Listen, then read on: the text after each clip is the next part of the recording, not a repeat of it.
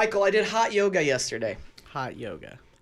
I was not a fan of it, and I was a hypocrite because I hadn't tried it. Okay.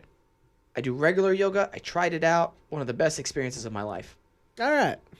It was 105 almost in the room, and I've never sweated that much before in my entire life.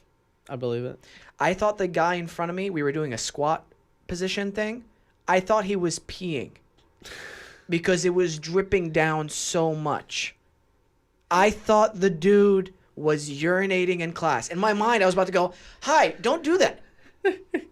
Hi, sir, do not pee on the mat." Anyway, it was great. 105. Felt wonderful. Great purge. I was kind of on a high all day long. Excellent. You should come do it with me sometime. Maybe.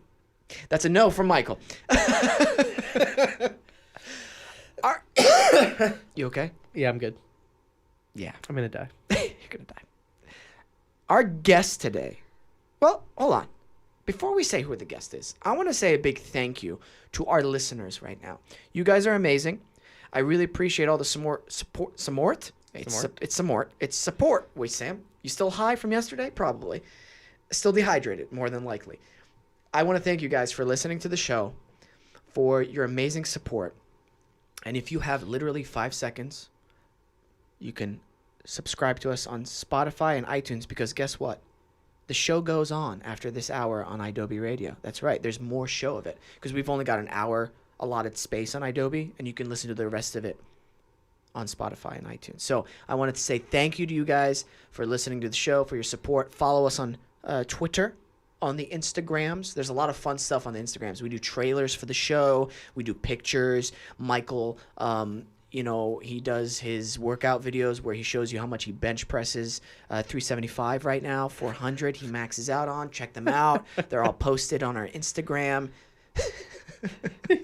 I'm just going to start saying that.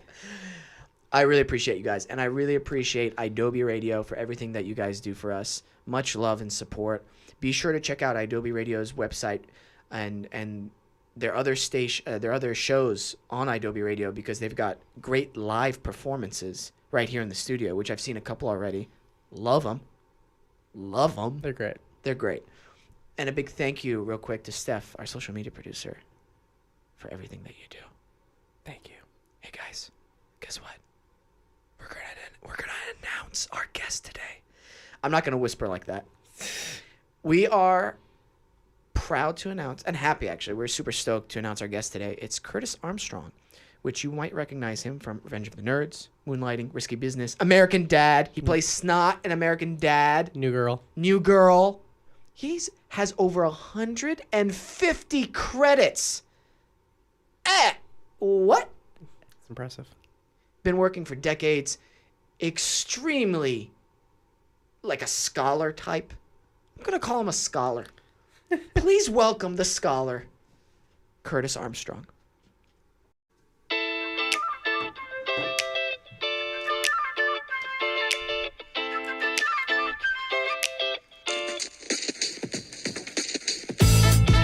Mr. Curtis. Yes. Thanks again for coming on. How was your drive over here? It was uneventful. Uneventful. Which is good here. Yes. For LA, Yeah. I like the Saturday morning drive. Yeah. It's actually that was actually really good. And I got to drive past the Iliad bookshop, and that reminded me that I wanted to go to the Iliad bookshop. So after I leave here, I'm going to go to the Iliad bookshop. Have you been there before? I used to go to that when it was at its other location, but then it moved, and then I haven't been to the new location yet. So not in years. I've heard a lot of good things about it. It's one of the great LA bookstores. Used bookstores. Might have to go there sometime. I live right here in North Hollywood, so. Right. So, I mean, when you live in a neighborhood of something, you never see it because you're always going to other neighborhoods. Yeah. Right. I've noticed, and I've talked about this with previous guests on my show, I read now more than ever. Really? Before, like, even after college and everything, I thought, I'm tired of reading, tired of doing this.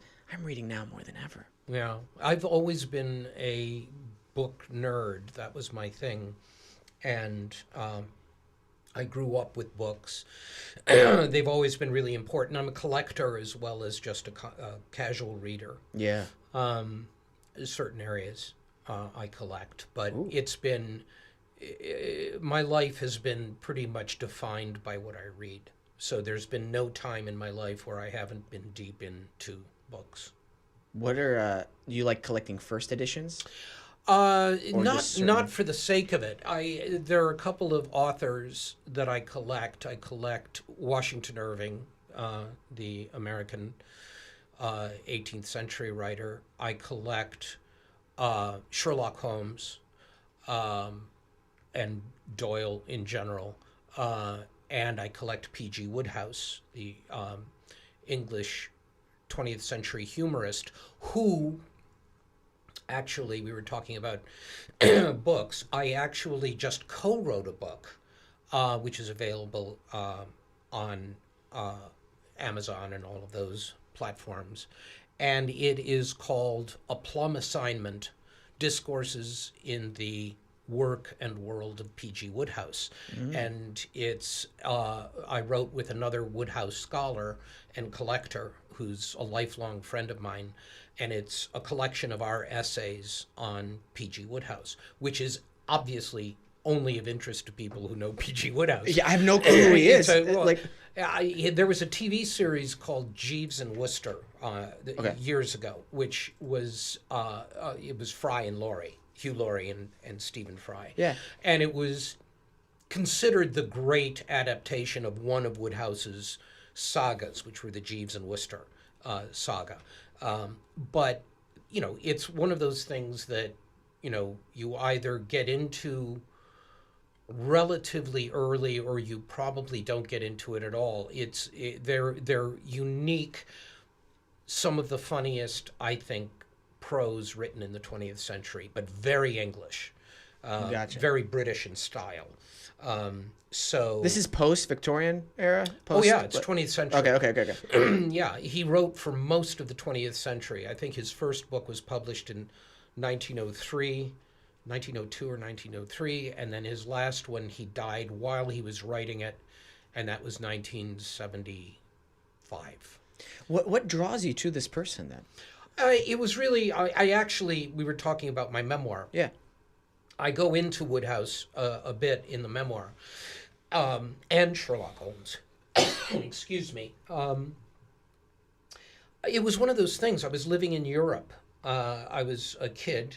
My parents were transferred to Switzerland when I was 9, and so I was in a foreign country at a time, 1964, when there was very little television to speak of, and I was very limited because of what Geneva, Switzerland was like in those days, very limited to what I could see in films and that sort of thing. So my parents had a lot of books, and I befriended kids, mostly English kids, at my school and so forth. And two of them were two brothers named Higgins. And it was they who introduced me to P.G. Wodehouse. And being in this alien environment as I was, with nothing to entertain me except reading, I just became obsessed with Wodehouse. And that has continued through my whole life. I'm always fascinated about especially like early on, you know, like maybe preteen or around those beginning teenage years, what we become like really like you said, obsessed with or engaged with. Well, and like you're trying to find your self identity, you know what I mean? Yeah, and it's not a conscious search, but it does happen because, you know, I in the other book, the book about Wodehouse, I talk about that first Penguin edition that was given to me by these two brothers. And it was a very good Jeeves, one of the collection of sort of connected short stories about Jeeves and Wooster. And I still have that copy that I was given in 1964. Wow. It was actually lent to me with the injunction that I return it, which I never did. So this book made me realize in later years, I take that book off the shelf and I realize that book is sort of a totemic thing. When you're in a place where there's no other means of basically getting outside of your own head, which is hard to imagine in a world where the internet is so pervasive and television is so massive. There's stuff incoming constantly. When you don't have that noise, something like a book or a record album, vinyl, obviously in those days, becomes a totemic thing that you can become obsessed with, that you dive into, and if you actually get into it, it becomes another place where you go. And for me, that was, the beginning of that was, I discovered Sherlock Holmes at the same period, and I think it then becomes, going every weekend to the library, going down to the bookstore to see if the new Woodhouse was out in paperback, because they were still coming out at that time. Yeah. That kind of thing changes you. And some things you grow out of, some things you don't. I never grew out of Woodhouse, never grew out of Sherlock Holmes.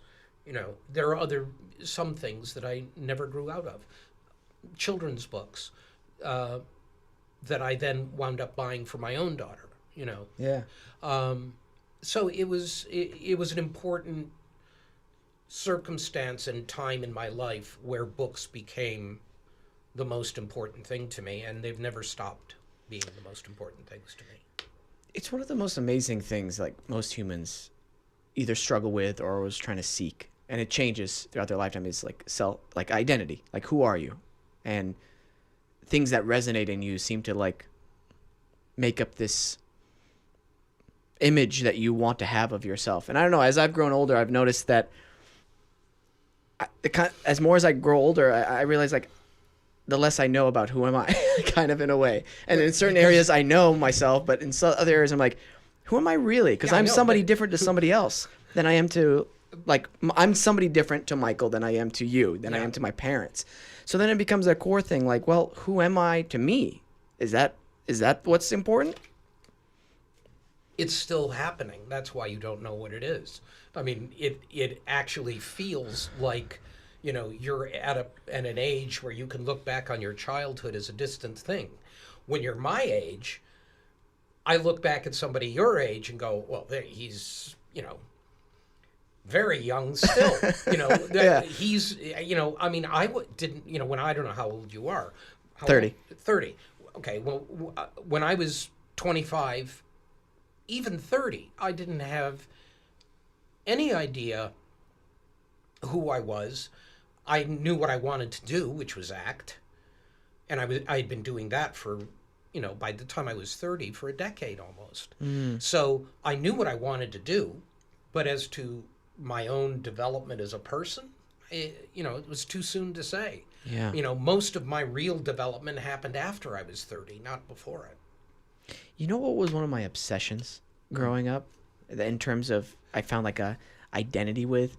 I came home from school one day and I turned on Cartoon Network and I saw this Japanese anime called Dragon Ball Z. Have you heard of it? Mm-mm. Okay. Michael knows what it is. And it's basically like these people with extraordinary fighting abilities flying through the air, and I was just blown away by it. Mm-hmm. And I just became obsessed. So every time after school would end, I would run back home, turn on Cartoon Network, and hope that the latest episode of it was out. Right. And I just thought it was so cool. These guys were so powerful, flying through the air, shooting energy balls out of their hands. And then whenever I'd listen to my music at that time, I would listen to Tool, Limp Bizkit, Linkin Park, all those 90s rock bands, some rap, I would imagine and start choreographing these fight scenes that I would imagine watching from the Dragon Ball Z. And I had been in martial arts before, and I guess watching that Dragon Ball Z show was like, oh, that's the height of what would be cool to do if you were a martial artist, like flying through the air, shooting energy balls, all this kind of thing. And I don't know, I look back on it and I realize like how obsessive I was about it, you know? Mm-hmm. And how I wanted to be that so bad. See, to me, that's whatever it is. I mean, from whether it's that or to go back to the only thing I can connect to, which was again in Switzerland. Yeah. I would go downtown to Geneva, and there was a small movie house there, really tiny little movie house, and it was open all day, all evening, and you could go in there, and all they showed were silent movies, comedies. Yeah.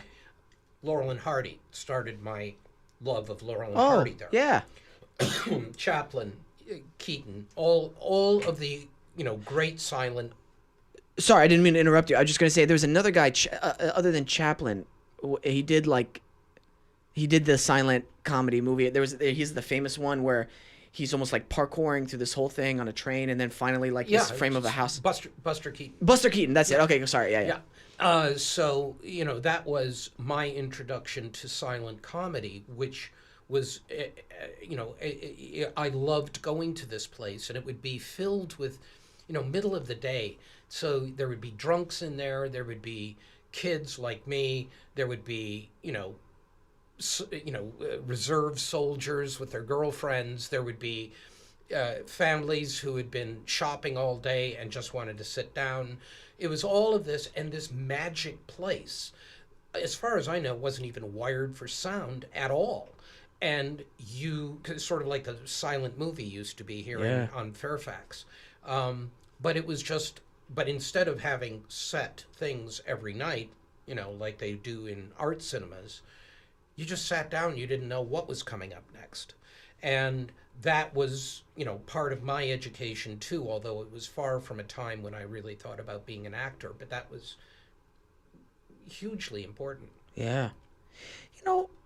The idea of obsession and being a nerd about something, I feel like, I don't know, you might agree or disagree, it's kind of going away. I feel like if somebody's like really into something, I mean, we're all really into something. Is there a little bit of a nerd in all of us or whatever that is? Sure. You know what I mean? Yeah. I think the definition of nerd has kind of changed a little bit. Do you agree, disagree? Well, yeah, I can actually talk a little bit about the etymology of that term, because nerd was actually an expression that was originally created by Dr. Seuss. In 1949, I think, he wrote a children's book called If I Ran the Zoo. And it shows all of these imaginary creatures in the zoo that would be his zoo. And one of them is a nerd. That was what it was called. And it was the first time that the word appeared as an imagined word. It came from that book. Well, within 3 years of the publishing of that book, in Detroit, Michigan, which is weirdly the city I was born and raised in, the word nerd had become an expression that was described at the time as being a square. This is in the early 50s, right? A square or a spaz. Okay. As it was known then. And I suspect, although I don't know, that it came out of the music world in Detroit, the jazz world, probably. That it was a slang word that was used there that then started to creep out. But it was a long time before it took hold, describing comic book nerds or music nerds or computer nerds or science nerds, whatever it was, however you defined it. It was a long time before that happened. But that was the beginning of that expression. As far as it going away, I don't think it's gone away at all. In a way, I think it's grown. I think that popular culture started out as there was popular culture and then there was nerd culture. And then nerd culture started to grow, and this would have been, early 80s, around the time of Revenge of the Nerds, which was 84. It was happening at the same time that the internet was happening, at the same time conventions were beginning to become really significant, like Comic-Cons and so forth. Yeah. The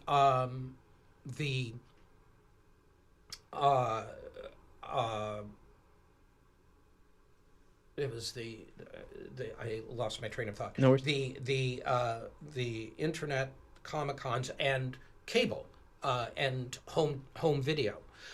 Those things started coming out. So Nerds, for example, to use one that I'm familiar with, Revenge of the Nerds, became what it became, not because it was a popular movie when it was released, but it was one of that group of movies that was an early available film on videotape, which meant people watched it and watched it and watched it and watched it. All of that stuff is happening at the same time and picking up steam. Over time, I think that what happened was nerd culture started to overtake popular culture as it was known. So in a sense, now I think a lot of people are nerds without realizing they're nerds or even caring anymore. Yeah. Because a lot of people are into the same thing. Yeah. And I think I'm on the latter, and I just like being curious about things and understanding why people are curious about things. Like I love learning about underground cultures. I'll sometimes go on YouTube and just start looking at documentaries or on like subcultures or subcultures within subcultures. It's quite fascinating to me how like people live in these like mini universes, Like one of them I recently watched was in Japan. There's certain type of people who don't ever leave their rooms. Like agoraphobics, I think they're called. Yeah. Yeah, they follow the... Normally that's something that you try to not be, but whatever. Right. But like, no, it just interested me. Like, oh my God, what does this person do all day? Or like, how do they view the world? I find that super interesting. And it gives me almost like... Well, that's sort of a snake eating its tail thing, because what winds up happening is they wind up in front of a screen watching documentaries about... Oh, whoa. I mean, that, it's interesting, I suppose, but I would find it alarming in a child of my own to know that they never left their room. Yeah. But to each their own. Well, that's what I mean. Like understanding the circumstances. Are they okay with it? Are their parents okay with it? It's really interesting, man, what goes on. And that's one of the I know the internet's kind of been a double-edged sword, but that's one of the coolest things about it. Like anything I want to know, I can know, or learn about. I can learn. Yeah. To a certain extent, on a certain perspective of it. I mean, I grew up whenever the internet started to happen. Like I grew up before it was a thing, and during the days of dial-up, and now it evolved to what it is now. Right. Yeah. I mean, it's something that I didn't grow up with, and although I understand its value, it's not something that I find. I mean, I'm just of a different age. Yeah. I don't spend time on the internet unless I'm looking for something specific. I don't just go on and go from one thing to the next. Yeah. Well, you're a busy guy. You said you had a daughter, a family, and... Well, no, my daughter lives in England. She's okay. Graduated from college. Oh, gotcha. Okay, cool. Yeah. No. It's just that if I have time, I'm more likely to spend it reading or listening to music or doing something like that has nothing to do with the internet. That's cool. So you go back and forth to England? You lived there for a while? No. I didn't live there. I just go there to visit her. Oh, gotcha. But she went over to college, to King's College in London, and went through college there, and then went to Oxford to get her master's degree. She got that, and now she's still there looking for a job. So, nice. Yeah. You've been in the business for a while out here. Has it been mostly in LA, or did you go back and forth to New York? Well, it started in the Midwest, actually. That was where I studied acting. Oh, where from? Yeah, well, outside of Detroit, there was an acting academy at that time at Oakland University in Rochester, Michigan, right outside of Detroit. And that was where I got my training as a stage actor, which is all I wanted to be. I didn't want to be in movies. I didn't want to be in television. I just wanted to be a stage actor. And that was where it started. We graduated, our group graduated. And about half of the graduating class moved to Ann Arbor, Michigan, and formed a theater company in Ann Arbor. And we were there for about a year and a half, and then they moved down to Detroit, downtown Detroit, and founded a theater that was very popular for years called the Attic Theater. And I went to New York, and I started working in New York. I started doing regional theater. I did off-Broadway, off-Broadway, all of that sort of stuff, dinner theater, rep. And then I started doing movies, but with Risky Business in '83, but I was also still doing plays and still living in New York. Yeah. And it wasn't until Moonlighting happened at the end of the '80s that I made the final move out here. Yeah. You like it out here better? No. Like New York?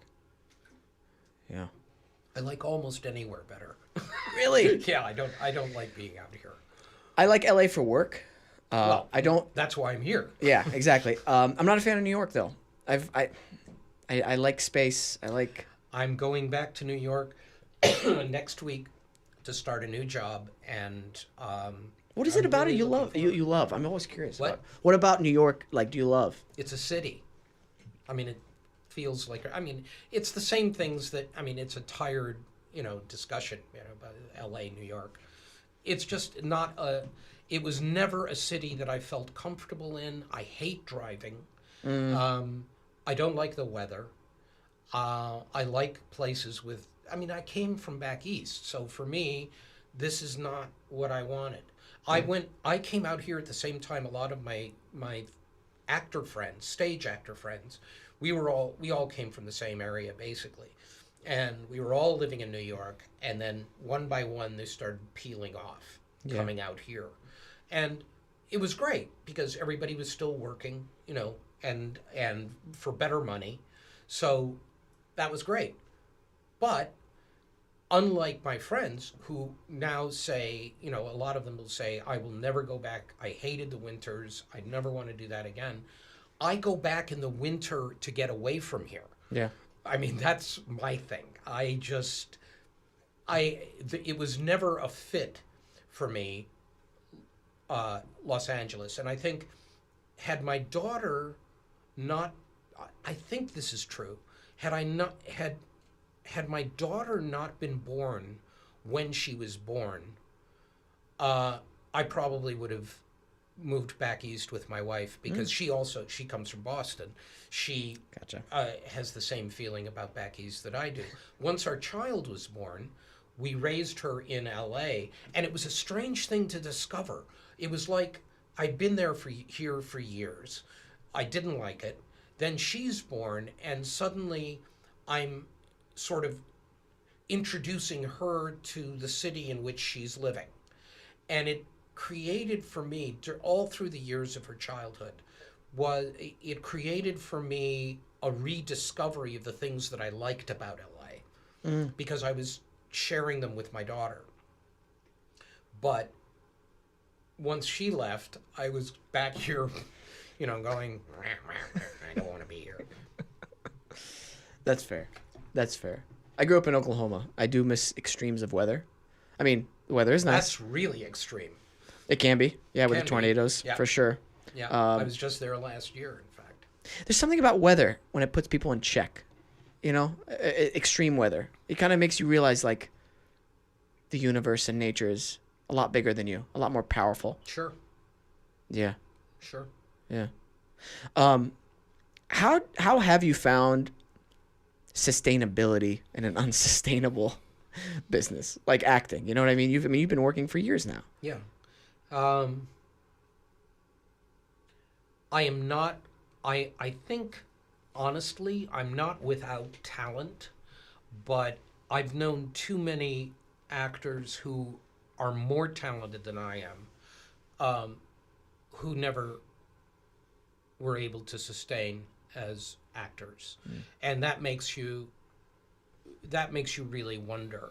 And for me, I was headed to a career as a stage actor, which I was perfectly happy with. And then Risky Business happened.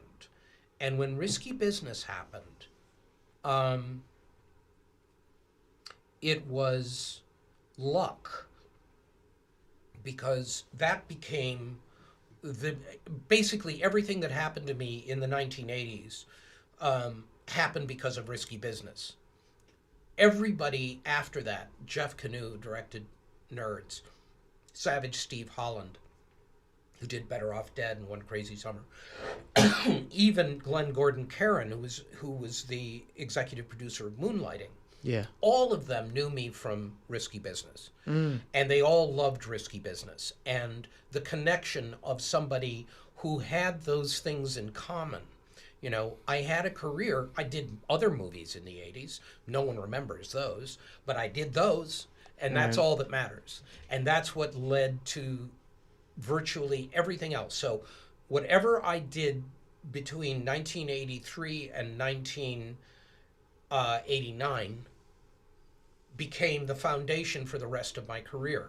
It had nothing to do, I guess in some ways I learned how to act on film better. Yeah.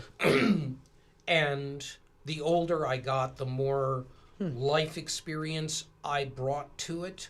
But if it hadn't been for those early 80s movies that are now considered, you know, classics of that form, if it hadn't been for those, I don't know what would have happened to me. Yeah. I could very well have just wound up being, you know, deciding to go into teaching or something. Right. I'm not saying you do this, but sometimes actors are like, people keep bringing up that project I was in years and years and years ago. It's like, I want to be now remembered for something else, or I want to be doing something else. And it's like, what do you think about that? Because in my mind, like, I always try to put myself in other people's shoes. I'd be like, I don't know. That kind of happens. I mean, with me with Awkward, I was on a show, like a show on MTV for like teenagers called Awkward, and I played like an emo goth character. Right. And whenever people are like, "Oh yeah, it's Kyle, creepy Kyle," I'm like, yeah. Well, you know what I mean? I almost don't. It doesn't bother me, but maybe in time it will. Maybe it won't. But I don't know. I feel like it's just part of who you're. I don't know. I don't think. I've never understood it, and you know, there are different ways of looking at it. People ask me if I get tired of being typecast, and the curious thing is, I don't feel like I was ever typecast. I feel like I'm famous for a certain handful of roles, but what is the difference between Miles in Risky Business and Booger in Revenge of the Nerds and Charles DeMar in Better Off Dead and Herbert Viola in Moonlighting? They're not the same character. I bring whatever I bring to them, but I never looked at it as being something that is, oh, I'm playing this role again. I have never felt that way. Now, maybe I'm deceiving myself. People know me because of Booger. They know me because of maybe Charles DeMar, maybe Viola. They know me for those parts. Yeah. But I was also doing different stuff as my career went on. I have nothing but affection for those movies in the 80s. Better Off Dead, I think, is, you know, a genuinely overlooked classic comedy of that time. I think that Revenge of the Nerds has a lot of faults. There are things in it which you could never get away with anymore, but nor would you want to. But it's at least something that people responded to. It spoke to people, and it went about it in a way which was extremely rude and certainly politically incorrect at the time, but that was a matter of the time in which it was done. And I'm willing to give it a break in some areas because it did so well in other areas. And it did speak to a lot of people, and it made people feel like something larger. There's no excuse for the way women are treated in that movie. Absolutely none. But as far as, the people who reacted to it as this, this snapshot into a world in which people who were outsiders because they were gay or because they were black or because they were Asian, whatever the thing was, that the reason why you were picked on or put down or had found a community where they could find strength and sustenance. I mean, it's also, about picking your nose and panty raids and all of that sort of thing. So, belching contests. So it's not to take away any of that part of it, but there was an intended statement about Revenge of the Nerds that the writers intended. They didn't put a burning nerd sign on a front lawn by mistake. Yeah. These guys had grown up in Chicago and other places. They'd seen the effect of white supremacists burning crosses on lawns, and they were making a point about it. Throwing trashing the house, throwing rocks through the window. All of those things which are played for laughs in Revenge of the Nerds had an original point to them. Yeah. And that can be overlooked.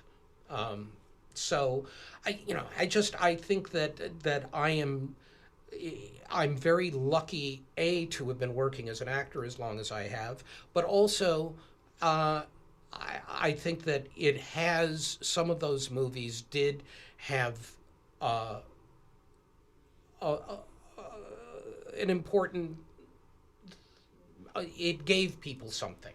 It was maybe just an hour and a half of laughs, whatever it was, but it was something worth doing. And I look back on it and I never regret having done anything. Mm-hmm. I swear to God, I can't think of a single job that I've done that I could say, if I could go back and change anything, I would not have done that. That's very lucky. I think it's so amazing to watch old movies or even old or reading certain plays, and then those are really reflections on the time period usually. Sure, of course. And I find that amazing because what resonates with a certain decade might not resonate with the current decade. And I find that, I don't know, I love that. It's like, why? Why not? What's changed? What hasn't changed? And on the point of like plot holes or things that are not okay, I sometimes go back to the old movies I used to watch. There's a guy on YouTube. His name's Nostalgia Critic, and he kind of goes back on old movies and basically, in a funny, you know who he is, Michael? Yeah.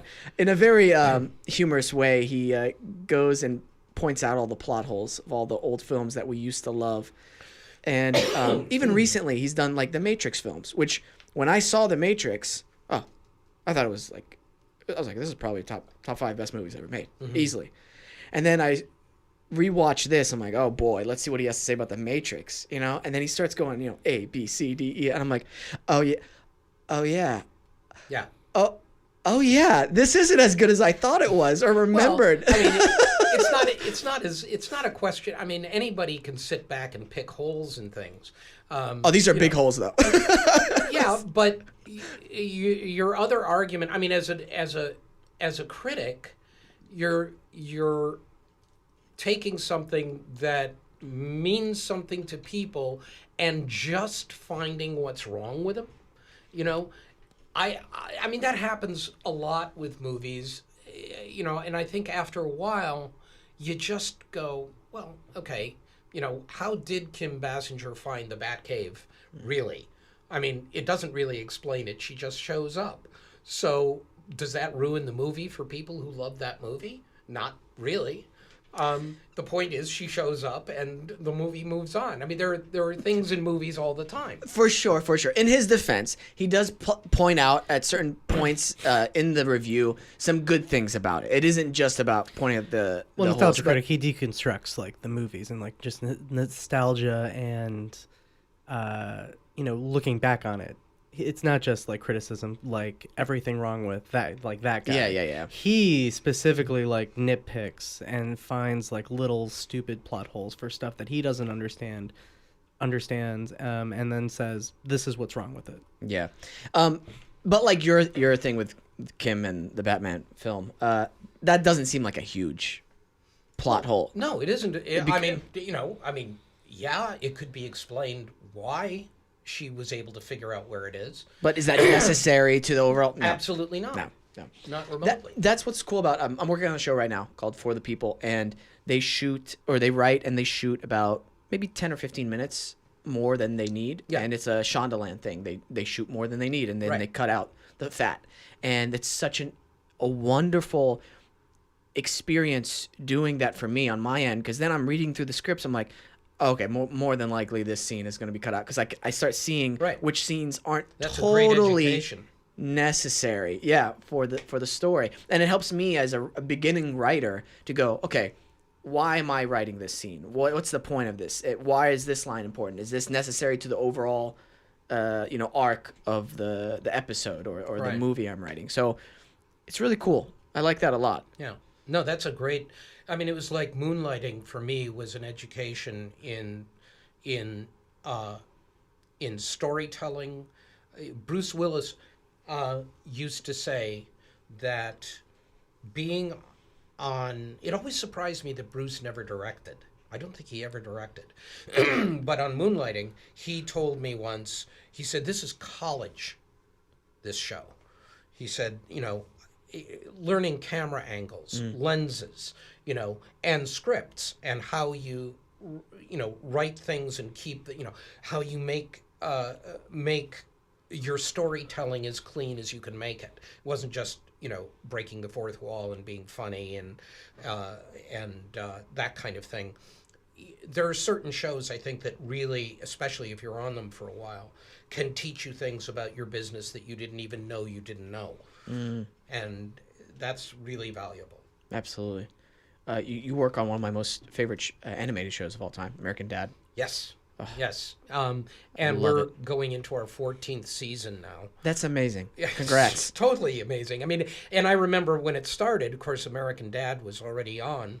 And everyone sort of, people had a bit of a problem with it, that it wasn't American Dad. So? Yeah, I don't know. The way, I mean, it's a comparison thing.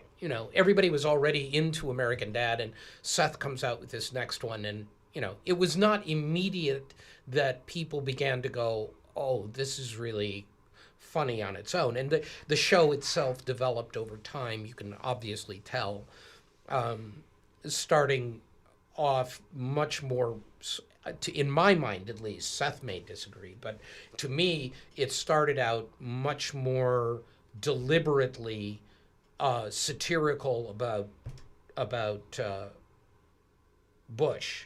It was, and that culture, the that sort of right-wing, semi-militaristic thing, until it found its own story that it was telling. Yeah. And it ceased to be about anything deliberately Republican or Democratic or anything like that. It became its own thing. And now, I was in there this week, and, they're going, 14 seasons. I mean, it's, the challenge of keeping up, original stories with a show like that after that amount of time is really hard.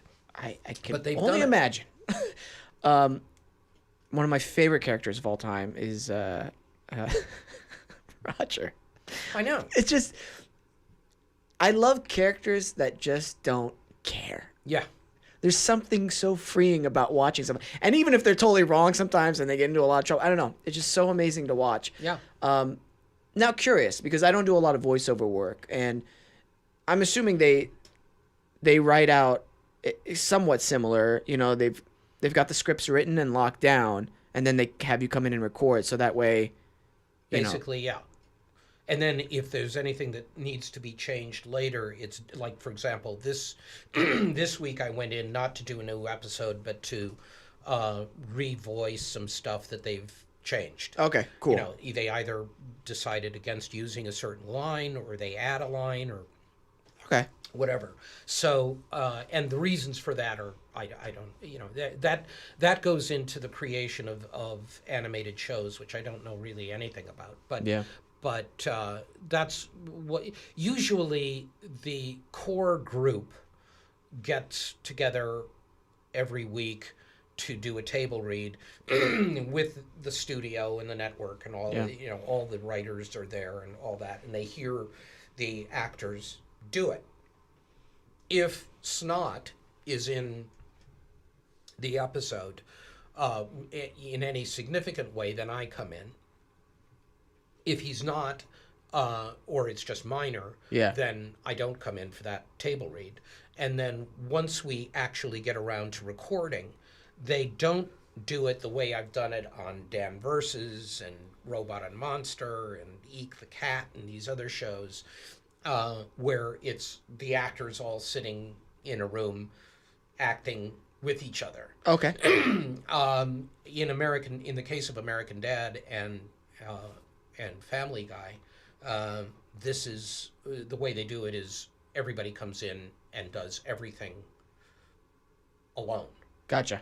So the director, supervising producer know what they want, and you don't need to hear the other, which is weird, because then when people come up to me and say, you know what my favorite American Dad was the one where you did this, I have no idea what they're talking about. When you said, remember when you said such and such? No, I have no recollection, because in my mind, what I do is like, on a desert island. I don't do anything where I'm communicating and acting with other people, which might make it stick in my head. It doesn't work that way at all. Yeah. I mean, plus you've worked on so many episodes. And Right. So, Right. I mean, it's hard for me now. But even again, that's a character that, obviously, Snot, Booger, it was quite, intentional, the reason that I was on that show. Yeah. But Snot never was Booger. No. It was like the joke is to make a connection between a character which isn't really represented on the show. It's just Curtis Armstrong, he played Booger, and now he's playing Snot. But the character is, he's just a nice Jewish kid, that's all he is. I mean, he's not rude, he's not, misogynistic, he's just a kid. Yeah. And so it's kind of funny to realize that it's not, there is that connection, but it's not real. I like the episode where now I'm gonna do it. I like the episode where Steve and Snot are seeing the same older lady. Yeah. My favorite was the one where Snot, and of course I'm biased because it was one of the big Snot episodes, where Snot's dad died, and he and Steve do a cross-country trip to his dad's funeral. Okay. And this is a newer episode, right? Last season. Okay, I haven't gotten that. Last season. Okay. And it's great because what they did was they decided they wanted to shoot it sort of like a Wes Anderson movie. Oh, cool. Which means that it's not done in the way it's done with live camera angles, as opposed to doing it in the usual way that they do the show, animated show. Enormous amount of work went into this. And Snot and Steve wind up at a motel on their way to this funeral, and they meet a magic pixie girlfriend, this young, free-spirited woman that Steve winds up having this sort of near-miss relationship with. And so I was doing it at the time, but this gives you an idea how isolated we are. At the same time I was doing American Dad, at that time I was also doing New Girl with Zoe Yeah. Deschanel. And I hadn't been on the show for a while, and I came in to do the show, and I saw Zoe, and I said, so what have you been just still, And she said, I'm still doing this, but I did an American Dad the other day. I said, really? Which one? I was, this manic pixie girlfriend, and so we're working on the same show, and she's on American Dad, and I don't even know that. So, That's really funny. But it's a great episode. I forget what it was called, but it was a great episode. Well, I've got Hulu now, and since American Dad had moved from Netflix to Hulu, I usually binge watch a lot of stuff. Right. It's hard for me to watch like a weekly show. Like Game of Thrones, I hate watching it weekly. I sometimes wait till almost the last episode of a season, and then I'll like watch all the episodes on HBO Go, and then watch the finale with my friends. Yeah. See, I'm such a loser. When Game of Thrones came on, I was going to watch it, and then I said, no, I think I'll read the books first. And I never got to it. So I've read the books, but I never got to the show. Are they complicated? The books? Are the books complicated? Not particularly. Oh. I mean, they're thick, but they're not complicated. Well, yeah, but like I've heard a lot of things that they're complicated with all the... No? Okay. No. I don't know. Michael, you agree, disagree? I think you disagree. That's fine. They're dense. They're dense. That's Yeah. true. Yeah. I don't read a lot of fiction. I usually read nonfiction mostly. Yeah. That's why. I tend to as well. So Nonfiction or fiction? nonfiction, with Okay. the exceptions that I've already mentioned. Of I've been reading 48 Laws of Power. don't know it. It was gifted to us by Steph Jula, our social media producer. Amazing book. It's at first it seems like a very manipulative way to like deal with people in your life, but then when you read the preface, you're like, oh, this really clears it up. Just started it. Really intense. The book is like this big, Yeah. and they give you like the reversal of the law. If you go too far with it, what might happen to something. Anyway, it's pretty cool. I like reading like those kind of books. I don't know if self-help is the right word. I like esoteric philosophy. Self-help, I guess. There you go. You seem to be busy and on the go all the time. Do you have any hobbies other than the reading part? Or The books, Yeah. Is the only thing that I could really describe as a hobby, and avocation. I don't know. It's more. I don't know. But I don't really have any other hobbies. I mean, No. I don't have any other hobbies. Oh, that's what I wanted to say to you. You know what's funny? American Dad, Steve Smith, Yeah. our manager. Yeah. Steve Smith. Yeah. Oh, Steve Smith. Yeah. I never made that connection. Yeah. Isn't that funny? Yeah. Oh my God, you're right. Huh. Well, there you are. I literally, whenever I met him, I was like that. Like in the back of my mind, I'm like, that's not your name. Yeah. It's just so like in the witness funny. protection program, you really a manager. My co-writer, when I told her that I met with Steve, she's like, wait, seriously? Yeah. Yeah. See, I love how the name now, Steve Smith, is part of the zeitgeist of. I guess it is. It certainly never occurred to me, but that's just, I'm a little in a different relationship to it or something. No, you've got a really unique perspective on it. You've kind of, in a cool way, isolated yourself from all the bombardment, like we were talking about in the beginning of, like social media or like what's going on. I mean, I'm on Twitter, But it doesn't seem to have affected you. It seems like you just do your own thing. No. No, I don't Oh. think it's affected me Okay. particularly. I don't. I mean, I've wasted a ridiculous amount of time on it. So there's that. Yeah. I can't say. I mean, that's the issue. I think is realizing that half an hour has gone when you could have done something constructive, and you've wound up just sort of scrolling. Dude, Curtis, this morning, I was in my bathroom. I'm in my underwear. I need to take a shower. The water is running. I'm wasting water. I realize I'm on Instagram, just going through my feed. Yeah. I'm like, what am I doing? Get in the shower. I know. I mean, it really is a little spooky sometimes. But, you know, it has its purpose. And, you know, like I say, I mean, I'm not on Facebook. I'm not on Instagram. But I am on Twitter. And I pay for it. There's a fake person, I think, on Instagram. That's fake account made you. Isn't that weird? Oh, really? Yeah. No, I don't know anything. I could tell it wasn't like you. No, it's definitely not me. You can usually tell a fake account right off the bat. Yeah. What is it? I'm afraid to ask. Just Curtis Armstrong. It's just Curtis Armstrong. It's nothing bad. 0 posts. Bunch of followers. They follow a bunch of people, but No. I'm like, I don't know. Not me. It doesn't seem. At least it seems like you have a good sense of awareness whenever you feel like it clawing on you. Yeah. So that's good. I think that's the first step into like shutting it down. Maybe. And, you know, I wonder about it sometimes.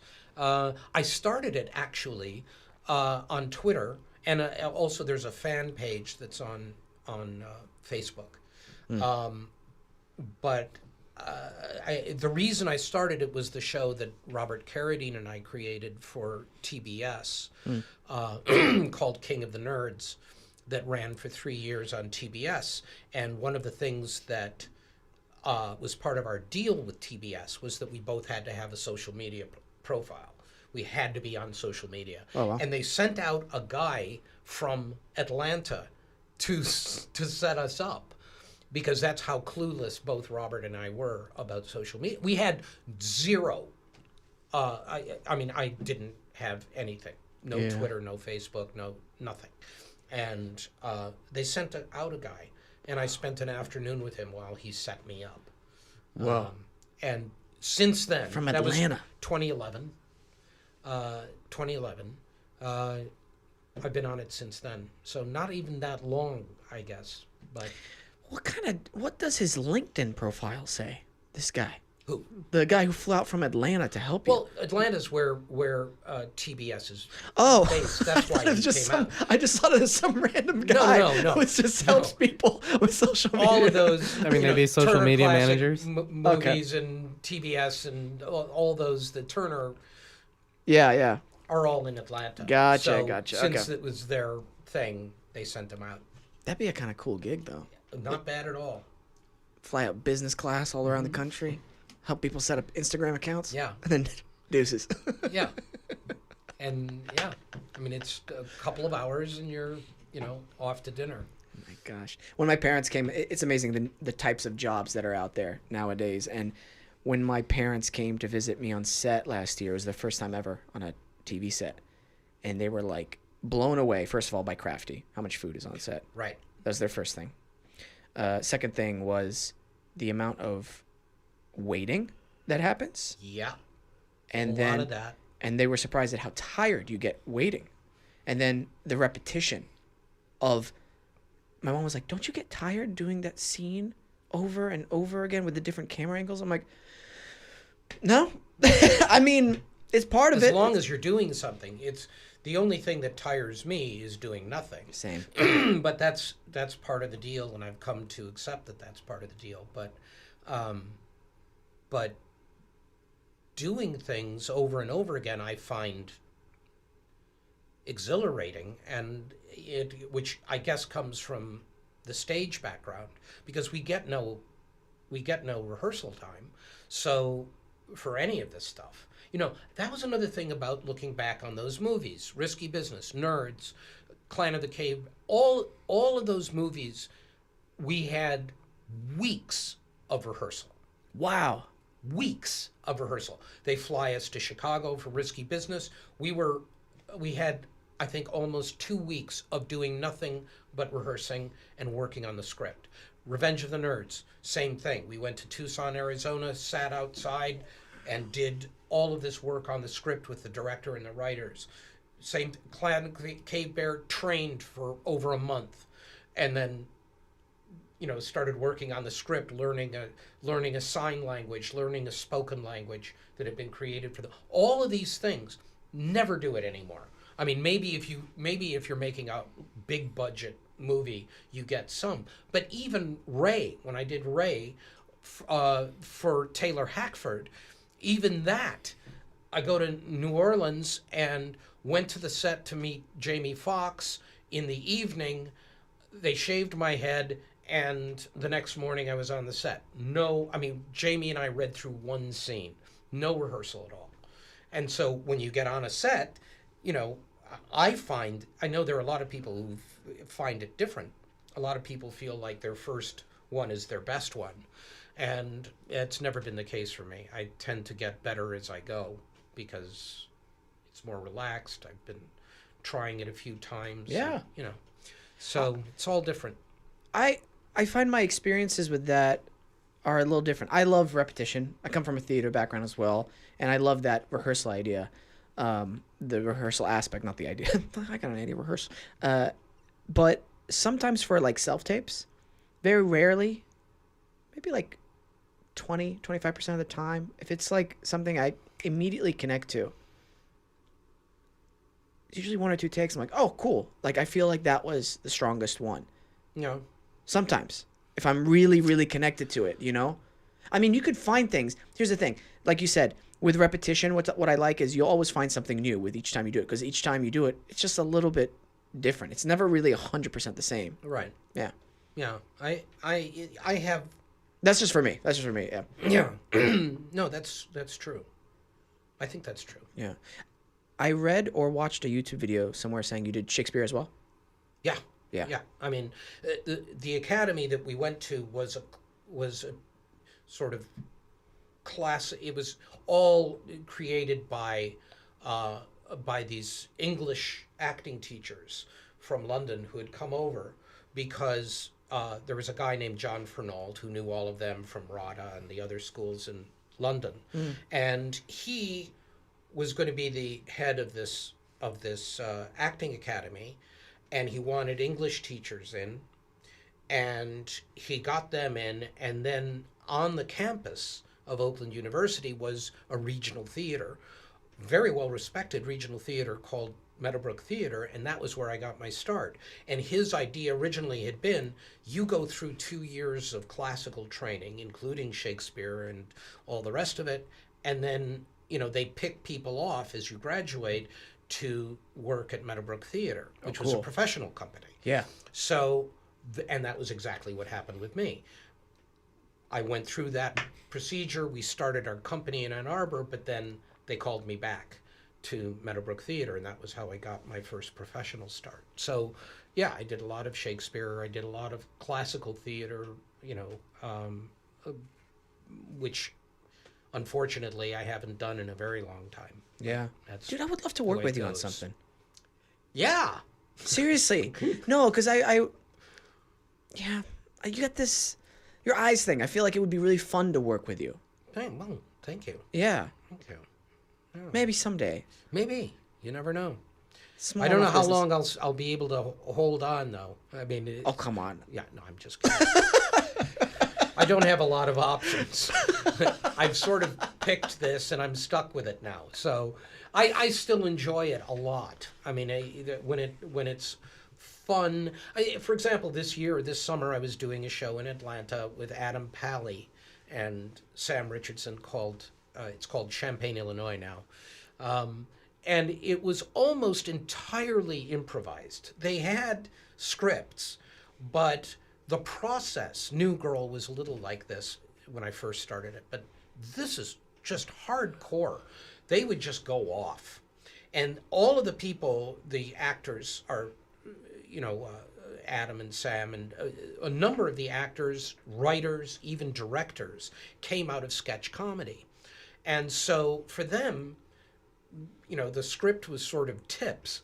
They needed to get basic things, but then the rest of it, you could just go with it. And sometimes they would go off on tangents that would just go forever. And I was working with Elise Beasley on the show, who played Ms. DePesto on Moonlighting, and we were cast as Adam's parents in this. So, but she's no more from a sketch background than I am. So, we would just be there in these scenes with all these people just going off, and following their star wherever it was taking them. And we would just throw in lines wherever there was a break and hope that it all turned out. And it was a way of working which had never happened to me in all these over 40 years. This was new. And I came out of that experience so exhilarated and feeling like something. I mean, at first I was terrified. I thought I was awful and I didn't feel part of it because I wasn't used to it. So those kinds of things happen now, and you're thankful that after all this time you can still have experiences that challenge you. Yeah. In what you do for a living. So We should do. It just hit me while you were saying that. We should do Hamlet. I want to do Hamlet again. Hamlet? Yeah. What do you see me as? Claudius? Sorry? Claudius? Claudius? I don't know. No? Doesn't Okay, no, seem- okay, I'll throw that idea. I don't know. I don't want to upset you. No, Claudius. No. Horatio? Is Horatio? Horatio. Is that big? That's not kind of a small part. That's what I do. I Yeah. do small parts. Horatio would be pretty cool then. Yeah. I'm trying to think what else is there. Well, I mean, Rosencrantz and Guildenstern. They're kind of fun. Oh, have you ever done Rosencrantz and Guildenstern or Dead? No, Okay. have not done. Have not done. I really like that. I like the movie version a lot. I don't think I ever saw the movie version of that. I saw it on stage, but I don't remember the movie version. Anyway. Yeah. It is pretty amazing, like certain experiences, how at first it's extremely frightening, but then it becomes exhilarating, and maybe after. It can. Yeah. It doesn't all the time, but it certainly can. And that's worth sticking with it if you can, if you get to, a point, which I did. I graduated from the academy in 74, spring of 74. And at that point, I was going out into the world to be an actor, right? Without thinking of TV or movies. Yeah. But I was going out to be an actor. And I remember giving myself 10 years because I didn't want to go past 10 years. If I got no indication that I had a future, then I was going to get out while I was still young and do something else with my life.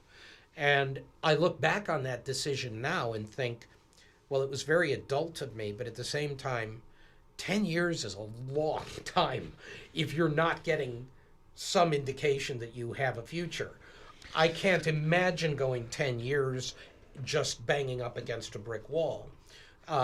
Fortunately, it started happening on stage virtually immediately. And then by 1983, I was already in movies. So I was getting the word from wherever I was getting it that this was the right thing to do. But now that I think about just the time, I think, God, can you imagine going from 1974 to 1984 with just not making it and having to work part-time, which I did for a long time, but getting no indication that this was the right thing to do. I could never have lasted 10 years. Did you do any day jobs or anything like that? Oh, yeah. Okay. Oh, in the 70s, absolutely. Yeah. By 79, I was working on stage enough that I didn't need them anymore. Good. But up until, from 76 to 79, I was working mail rooms in New York and warehouses and that kind of stuff. Oh my gosh, I was so annoyed with that. When Fox News, I think, or some publication posted that thing about the Cosby Show actor. Fox News, typical, picked it up, but it was actually, it came out of the Daily Mail in London, which is actually an enormously trashy, horrible tabloid. Yeah, I didn't know that. I saw That it was where it first. started. Yeah. but it got a lot of traction because Fox News thought it was funny. What that, like, you're going to shame a guy. Yeah. They thought it was like- funny. It's one of the things about, I think, one of the things about the internet that I find the most alarming is, I mean, the advantage in this case was people were, especially actors, were outraged by it because we know what that is like. And it was not, I mean, this horrible picture of him, obviously this was not his idea. And, you know, it was inexcusable on any level to go after somebody for that reason at that point in his life who's just trying to make a living so that he can keep acting. It was outrageous, and I was glad people sort of stood up and went after them. Yeah. But that's where we are as a culture, I think, is that kind of shaming, that kind of, or attempt at shaming, thinking this is funny when it isn't funny, hurting people deliberately. I think that's all part of. Like, what do they get out of it? Like, what do you get? Like, it's so base that it blows my mind. Well, it's very part of of where we are now. It's Trump's America. It's you don't disagree with people because of policy, you call them losers, you know. And if you have the president of the United States doing that, that gives everybody on the internet who would have those instincts normally reason to do it, or, you know, freedom to do it. And, well, he says those things. If he says those things, I can say those things. Right. And it gets back at people who...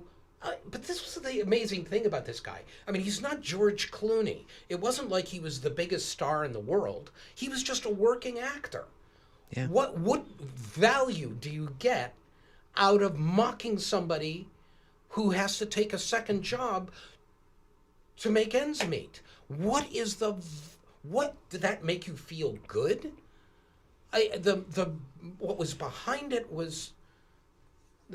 I don't understand it. Literally flabbergasted. Like, this is news? This is news? That's not even the point. It's not that it's news. It wasn't news. It was just a way of trashing somebody. There was nothing news about it, which is the point. I think with the internet, often these kinds of things pass as news. You see it and you think, oh, I should read this. You don't have to read that, actually. No, it just struck me. The person who took the picture. Mm-hmm. That just hit me.